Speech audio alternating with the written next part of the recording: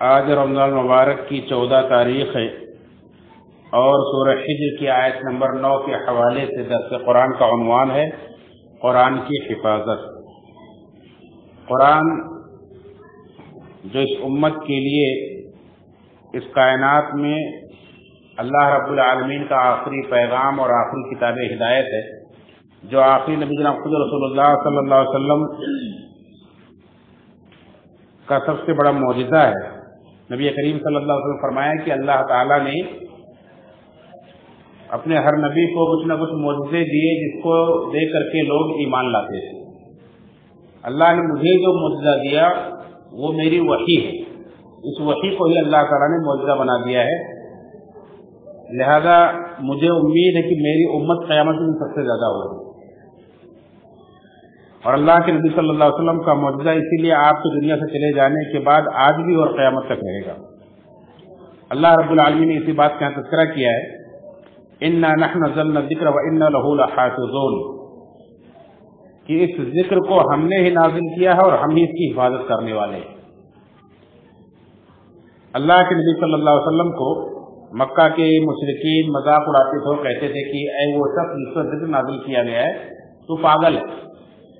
تو اللہ رب العالمین نے نبی کریم صلی اللہ علیہ وسلم کو تسلی دیتے ہوئے فرمایا کہ ان کے مذاق اڑانے سے یا ان کے جھٹلانے سے کوئی فرق نہیں پڑنے والا ہے، آپ بے فکر رہیں، قرآن کریم کو ہم نے نازل کیا اور ہم اس کی حفاظت کرنے والے ہیں۔ مفسرین کہتے ہیں کہ اس میں اس بات کی طرف اشارہ ہے کہ قیامت تک اللہ تعالیٰ اس کی حفاظت کرنے والا ہے، جس کی حفاظت اللہ تعالیٰ کرے اس کو کوئی ضائع نہیں کر سکتا ہے۔ تو اللہ رب العالمین نے اس کی حفاظت کا ذمہ لیا ہے۔ اس سے پہلے ایک باریک نقطے کی طرف نشاندہی کرتے چلوں کہ اللہ رب العالمین نے یہاں قرآن نہیں کہا بلکہ فرمایا اِنَّا نَحْنُ نَزَّلْنَا الذِّكْرَ، ہم نے ذکر نازل کیا ہے۔ قرآن کریم کے اندر جو ہر چیز کا بیان ہے، واقعات ہیں، مسائل ہیں اور عقائد ہیں اور آداب ہیں، سارے معاملات ہیں، وہی نصیحت بھی ہے جسے ذکر کہا جاتا ہے، لیکن قرآن کا مترادف ذکر نہیں ہے بلکہ قرآن ایک معنی میں نصیحت، جیسا کہ اللہ نے دو ساتھ میں ذکر کرتے ہوئے فرمایا وَلَقَدْ يَسَّرْنَا الْقُرْآنَ لِلذِّكْرِ، ہم نے قرآن کو آسان کیا ہے ذکر کے لیے، نصیحت کے لیے۔ فَهَلْ مِن مُدَّكِرٍ، تو ہے کوئی نصیحت حاصل کرنے کے لیے والا؟ تو ذکر ایک الگ چیز ہے اور قرآن کا معنی مفہوم ایک الگ ہے، لیکن ایک معنی میں قرآن ذکر ہے۔ تو اللہ رب العالمین نے یہاں قرآن کو ذکر کہا ہے، جس سے ایک مطلب یہ نکلتا ہے کہ قرآن چونکہ کسی صرف الفاظ کا نام نہیں ہے بلکہ قرآن کریم کے اندر ایک بیان ہے، اور اس بیان کے ساتھ مل کر کے قرآن نصیحت بنتا ہے، کیونکہ کوئی جب تک آپ سمجھیں گے نہیں اس سے نصیحت کیسے حاصل کریں گے۔ تو قرآن کریم کے اندر یہاں اشارہ پایا جاتا ہے کہ یہ سمجھنے والی چیز ہے، اللہ رب العالمین نے سمجھنے کے لیے نازل کیا ہے، اور قرآن کریم کو آپ اس وقت تک نہیں سمجھ سکتے جب تک کہ مکمل وحی جو اللہ کے طرف سے نازل کی گئی، جس کو حدیث کہتے ہیں، جس کو قرآن کا بیان کہتے ہیں، جب تک اسے آپ نہیں ساتھ میں لیں گے جب تک آپ قرآن کریم کو مکمل سمجھ نہیں سکتے، کیونکہ اللہ رب العالمین نے قرآن کریم کو جہاں نازل کیا ہے وہی قرآن کریم کا بیان بھی نازل کیا ہے۔ اللہ نے فرمایا کہ اِنَّ عَلَيْنَا جَمْعَهُ وَقُرْآنَهُ ثُمَّ إِنَّ عَلَيْنَا بَيَانَهُ، اس قرآن کو جمع کر دینا، اس کا پڑھا دینا ہمارے ذمہ، اور پھر اس کو بیان کر دینا بھی ہمارے ذمہ ہے۔ اور اللہ رب العالمین نے نبی کریم صلی اللہ علیہ وسلم کو اس کا بیان بھی عطا فرمایا ہے، جس کو حدیث کہتے ہیں، سنت کہتے ہیں۔ تو حدیث کے ذریعے سے قرآن کریم کو سمجھا جائے گا۔ تو اسے پتہ چلا کہ قرآن و حدیث دونوں کو اللہ نے نازل کیا ہے اور دونوں کی حفاظت کا ذمہ اللہ نے لیا ہے، دونوں قیامت تک محفوظ رہیں گے۔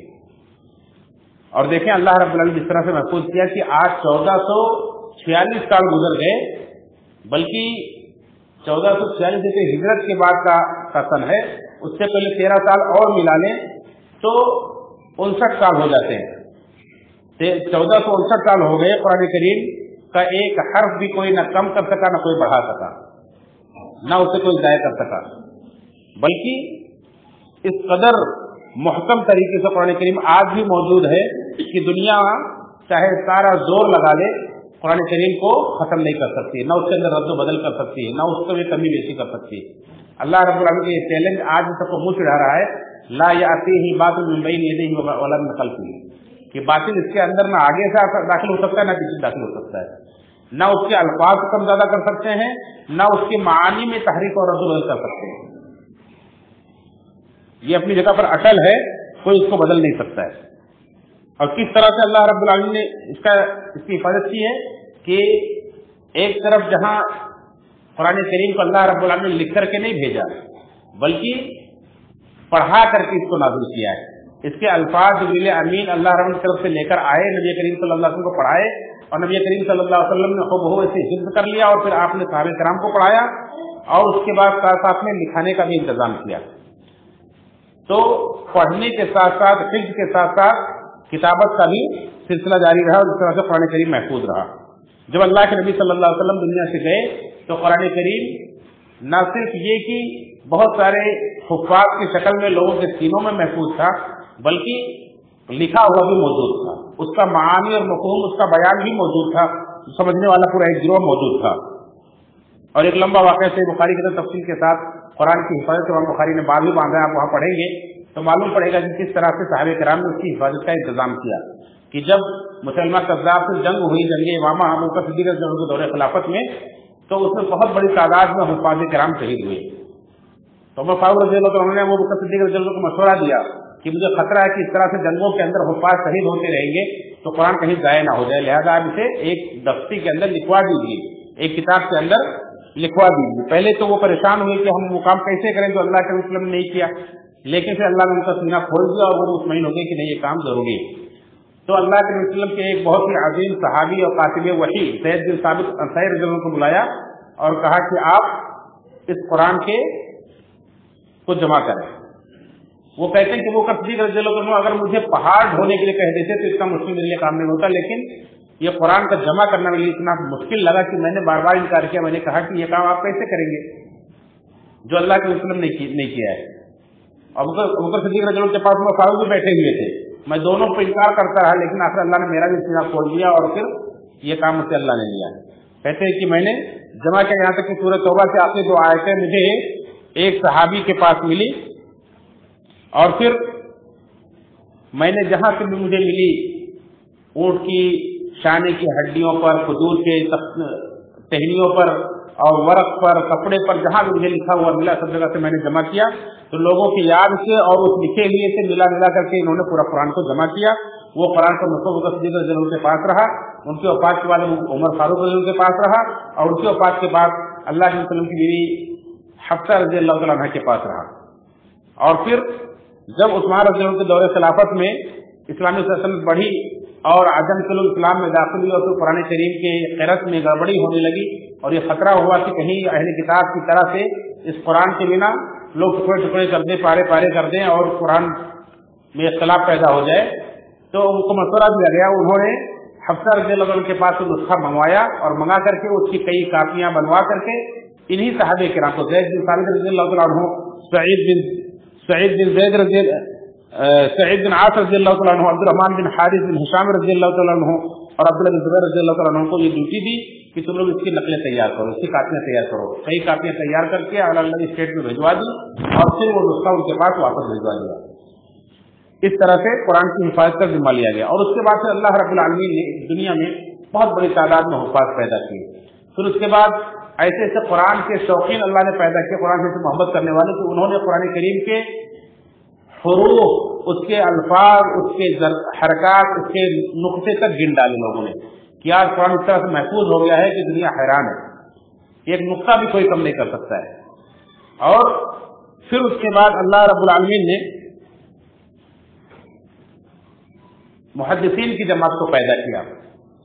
मुहद्दिसीन की जमात ने कुरान करीम के बयान को, यानी अहादीस को, अल्लाह की सुन्नतों को इस तरह से जमा किया कि पूरे अस्मा और रिजाल के साथ, पूरे सनदों के साथ इस तरह से जमा किया कि दुनिया बिल्कुल आज भी चाहे जितना जोर लगाए, चाहे जितना कोशिश कर ले, इस्लाम को, मुसलमानों को खत्म करने के लिए, कुरान को खत्म करने के लिए, कुरान को बदलने के लिए, वो जितना ज्यादा कोशिशें करती है अल्लाह रब्बुल आलमीन उतने ही मजबूत इंतजाम करते जाते हैं कि कुरान अपनी असली शक्ल में मौजूद है.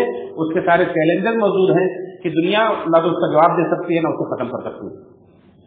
ये कुरान की हिफाजत है जो अल्लाह रब्बुल आलमीन ने کیا ہے. نہ صرف یہ کہ اللہ رب العالمین نے قرآن کا بیان احادیث کی شکل میں، بلکہ قرآن پر عمل کرنے والے ایسے گروہ کو بھی اللہ رب العالمین دنیا کے اندر رکھا ہے، برپا کیا ہے، جو قیامت تک باقی رہیں گے.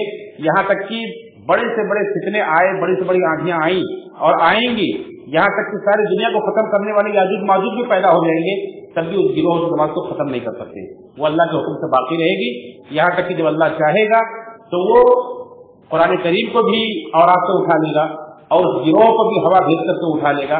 سارے مومنین ختم ہو جائیں گے، پھر دنیا میں صرف برے لوگ باقی رہ جائیں گے اور پھر قیامت آ جائے گی.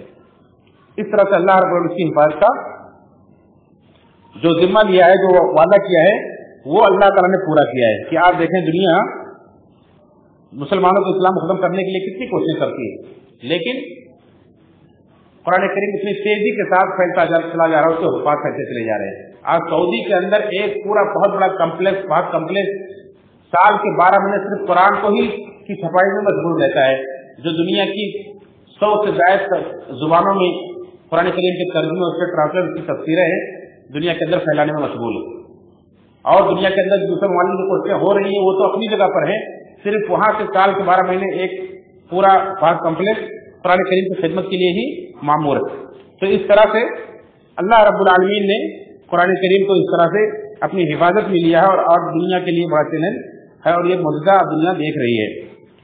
ہدایت پانے والے اسے ہدایت پاتے ہیں اور چڑھنے والے چڑھتے رہتے ہیں، قیامت تک چڑھتے رہیں گے، لیکن ان کی دال نہیں گلے گی. اللہ تعالیٰ سے دعا ہے رب العالمین ہم سب کو قرآن جیسی عظیم کتاب، عظیم معجزہ جو ہمارے پاس ہے، جو کتاب ہدایت ہے، کتاب رحمت ہے، جو ہر طرح سے ہمارے لیے شفا ہے، اللہ تعالیٰ ہم کو اس سے قدر کرنے کی اور اس کو جوڑنے کی، اس سے اپنی زندگیوں کو اس کے لیے وقف دینے کی توفیق فرمائے. آمین تقبل یا رب العالمین.